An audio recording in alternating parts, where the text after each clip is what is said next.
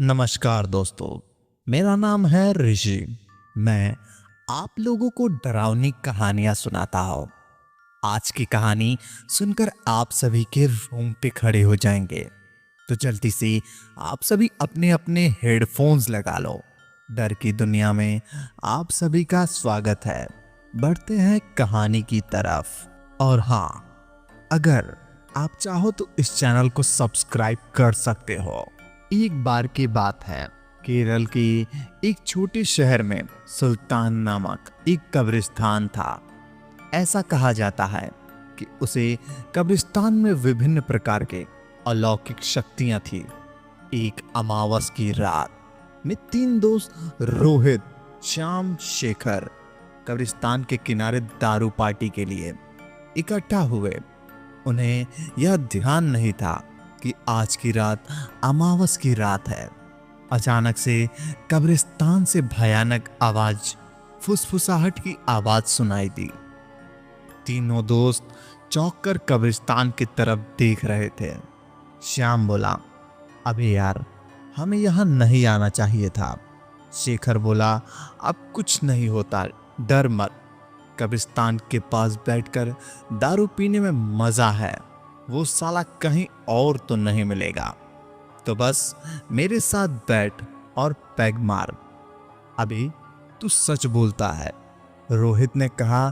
भूत कुछ नहीं होते, इसलिए तो आज हमने काली अमावस की रात में कब्रिस्तान के बाहर दारू पीने का प्लान बनाया। और तीनों दोस्त हंसने लगते हैं। श्याम बहुत डरा हुआ है, बार बार कब्रिस्तान की तरफ देख रहा था। फिर मन में मजबूत करके सोचता है, मैं अकेले थोड़े ही, मेरे साथ तीन दोस्त हैं और वह भी दारू पीने लगता है। फिर आवाज आने लगते हैं कब्रिस्तान से। तीनों दोस्त कब्रिस्तान की तरफ देखने लगते हैं। रोहित कहता है, चल यार, जाकर देखते हैं वहां क्या है और यह आवाज कहां से आ रही है। तीनों दोस्त टॉर्च लेकर सावधानी पूर्वक कब्रिस्तान के गेट के अंदर जाने लगते हैं। जैसे ही वे तीनों अंदर जाते हैं, हवाएं बहुत तेज चलने लगती है। तीनों हल्का डर जाते हैं। फिर सोचते हैं मौसम ही बदल रहा है। रोहित की नजर अचानक सामने की तरफ एक मकबरे पर पड़ती है। उसे वहां एक इंसान टहलता हुआ दिखाई देता है। तीनों उसके पास जाते हैं और देखते हैं कि वह खोया हुआ और उदास रोहित पूछता है, कौन हो तुम? इतनी रात को यहां क्या कर रहे हो?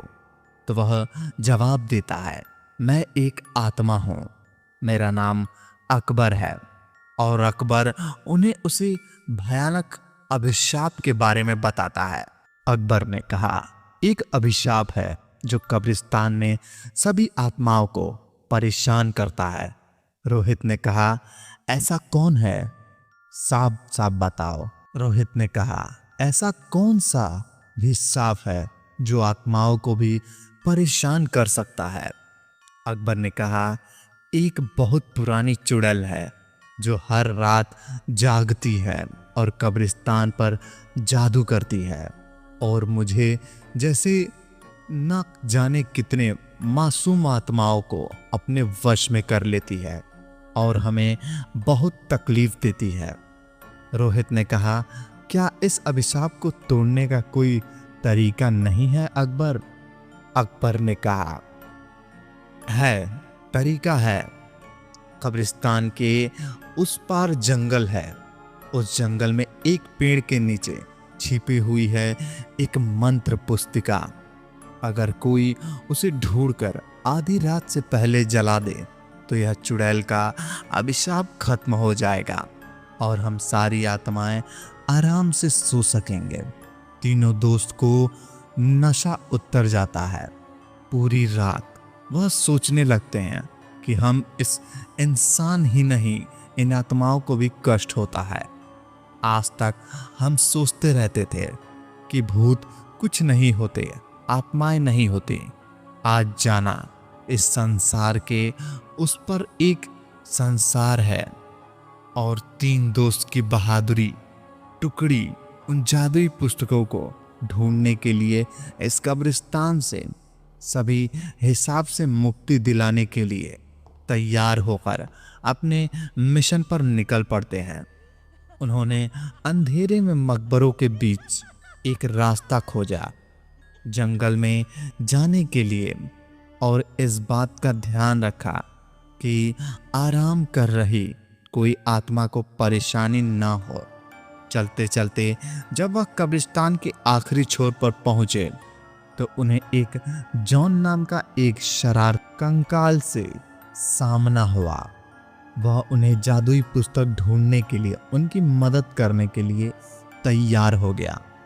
छोटा कंकाल उन्हें एक आम के पार पर ले गया और कहा, आम के पेड़ के पत्ते अपने पास रख लो। जब तक यह पत्ते तुम्हारे पास रहेंगे वह चुड़ैल तुम्हारा कुछ नहीं कर पाएगी। तुम्हें जादुई किताब हासिल करने में मदद करेगा यह पत्ता। कहकर वह छोटा कंकाल वापस कब्रिस्तान में लौट गया। दोस्त जादुई किताब ढूंढने के लिए आगे निकल गए।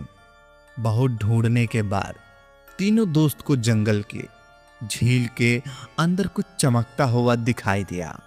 रोहित को तैरना आता था। वह झील में कूदकर उसे चमकते हुए बक्से को पानी के बाहर ले गया। जैसे ही आम के पत्तों को उसे चमकते हुए बक्से के ऊपर रोहित ने रखा, वैसे ही बक्सा खुल गया और जादुई किताब बाहर आ गई।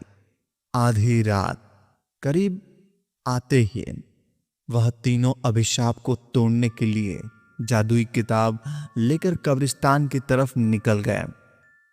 स्थान पहुंचकर वह तीनों उस जादुई किताब को खोलकर एक प्राचीन मंत्र का पाठ करने लगे। जैसे जैसे वह मंत्र पढ़ने लगे जमीन कांपने लगी।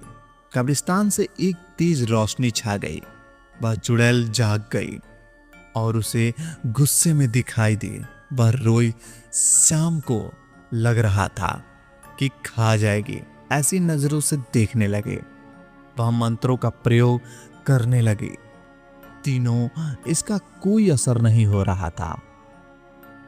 ताप को पढ़ने के रोकने के लिए जादू मंत्र का प्रयोग कर रही थी। उन पर तीनों का कोई असर नहीं हो रहा था क्योंकि उनके पास आम के पत्ते थे जो उनकी रक्षा कर रहे थे।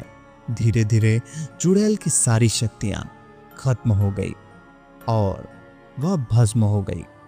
और इस तरह तीनों दोस्त की बहादुरी से कब्रिस्तान में फिर से शांति ला दी और अभिशाप मुक्त दिला दी। अगर आपके साथ कभी ऐसा हुआ तो आप क्या करेंगे? कमेंट में बताएं। दोस्तों, अगर आपको कहानी पसंद आई हो तो वीडियो को लाइक और चैनल को सब्सक्राइब कर दो। मिलते हैं एक और नई कहानी में। तब तक के लिए धन्यवाद।